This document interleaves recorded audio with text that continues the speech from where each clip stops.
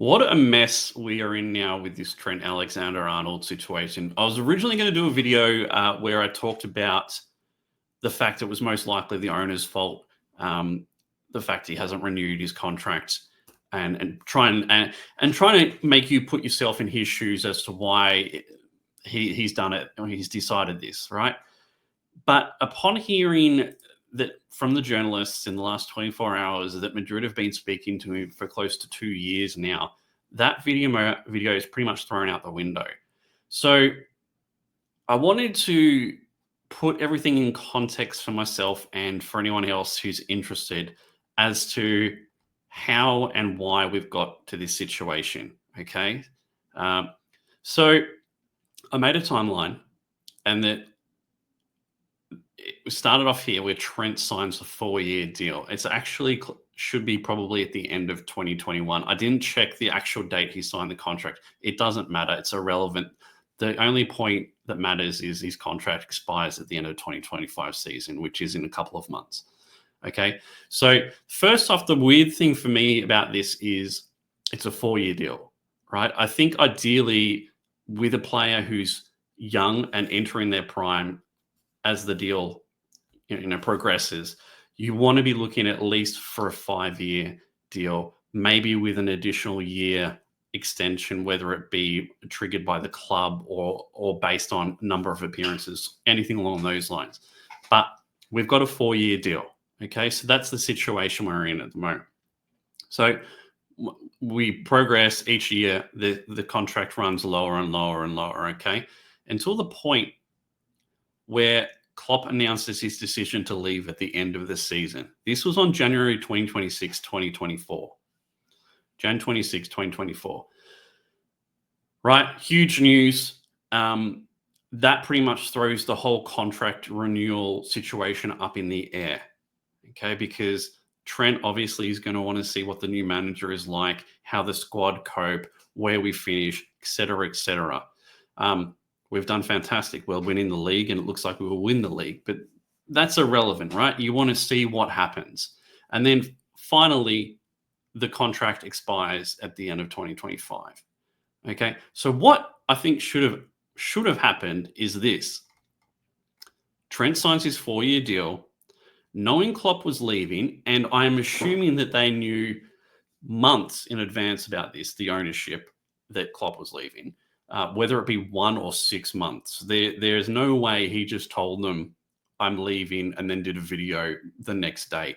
They would have had time to wrap their heads around how they want to play this out and how to have it the best impact or the less impact on the squad possible. So knowing that, they should have started renewals around here. Okay, so at the end of 2022 season, start of 2023, or the end of 2023, okay? Before Klopp announced his decision to leave. That's when they should have started re-signing Trent Alexander-Arnold. The problem with that is, right, that makes perfect sense to me. That timeline puts all the problems on the owners. This is entirely their fault, right? They, for whatever reason, and I've heard the excuse or the conversation point that there was lots of turnover at the club. New directors, new sporting directors of football were brought in. It was a bit of turmoil, and there was no one really to make those decisions. That's all noise. That doesn't matter. They should have locked down an asset that's potentially worth 100, 150 million to a long-term deal, right? It doesn't matter who was in charge running the day-to-day. You look at that and you see that, and you make that choice. You make that decision yourself, regardless of who's in control. They didn't. All right. But this next part throws that entire argument out the window for me. And that's this, okay? At the time that I was saying that they should be looking at renewing his contract, Madrid was supposedly already talking to him 2 years before his actual contract expires. So Madrid are in his ear whispering, we want you to play for us. We don't want to pay a transfer fee. when your current deal is done, come and join us. And that blows my mind, because it raises a couple of really tricky and sticky questions, right? And the first question is, was this always the plan for Trent?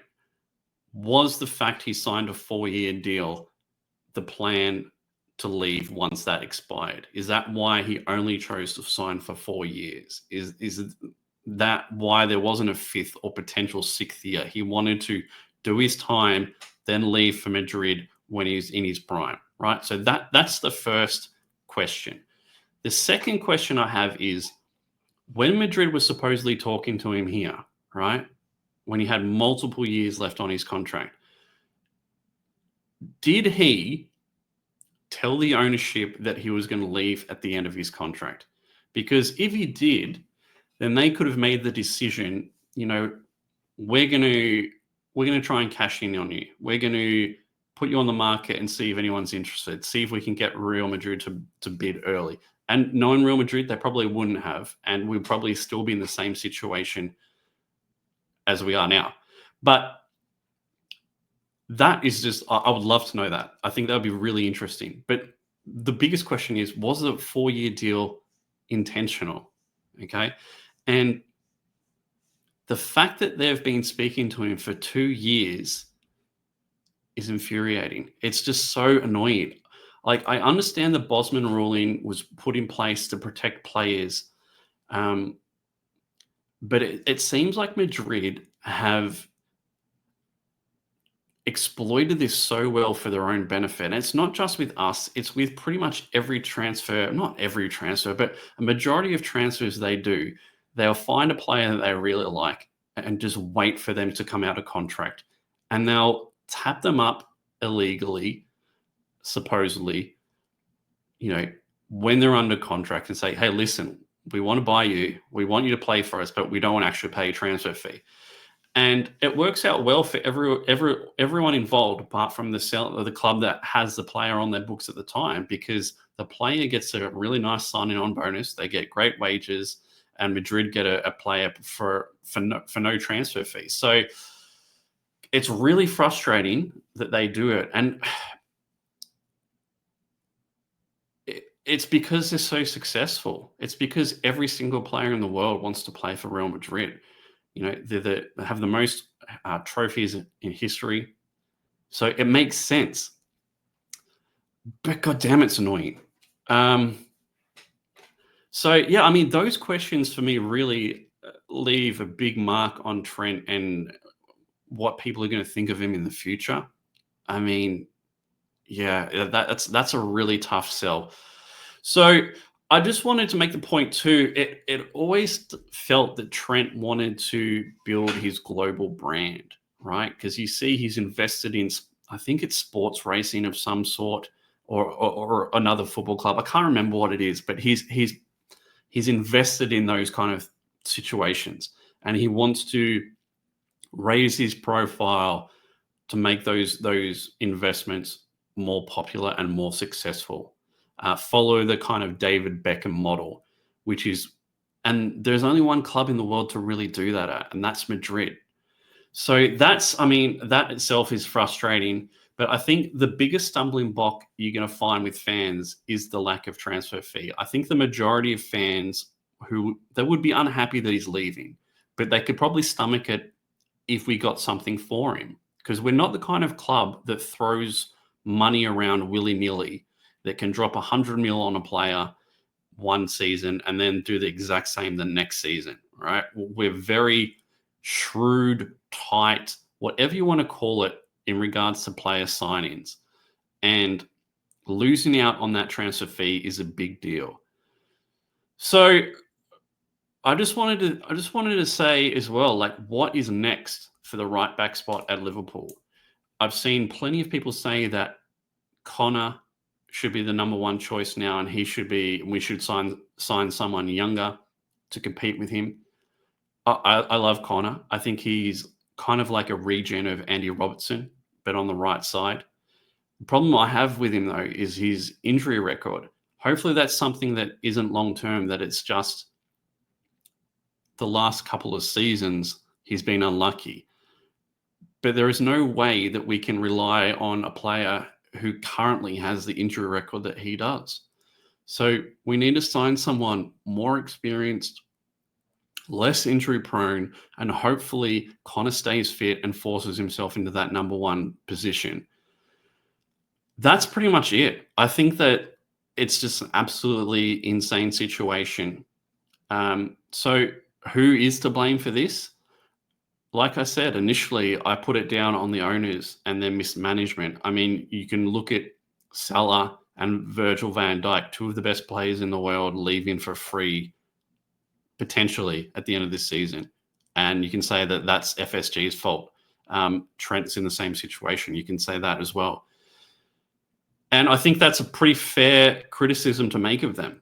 I know some people are FSG out, and I think me personally, that's going to really depend on what happens in the summer, because we are at the start of a rebuilding cycle here. We did our midfield, we rebuilt that, but the forward line is all over the shop.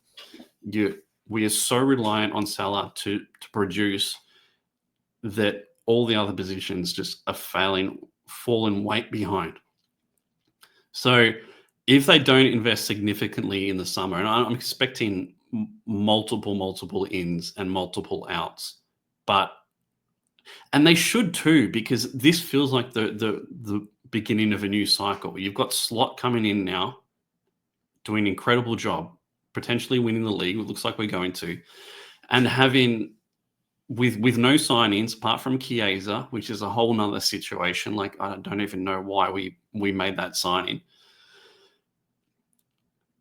It feels like we should be rebuilding this season, and not rebuilding as in we're going to drop down the positions. We should be bringing players of strength that fit Slot's system to improve the team and hopefully go on again next season. Because I do feel like we are actually quite far ahead of some other teams. We don't technically need anything. We just need improvements in areas. So, yeah, as I said, you can make the argument it's FSG's mismanagement of the squad, and you wouldn't be wrong. But given the fact that Madrid was speaking to Trent here, and it looks like this may have already been a decision sometime around here, if not even earlier, and that's speculation, it's hard to argue that it's not his fault. So it's going to be interesting. We assume that we're going to see him in a Madrid shirt come next season. His legacy is going to be severely impacted.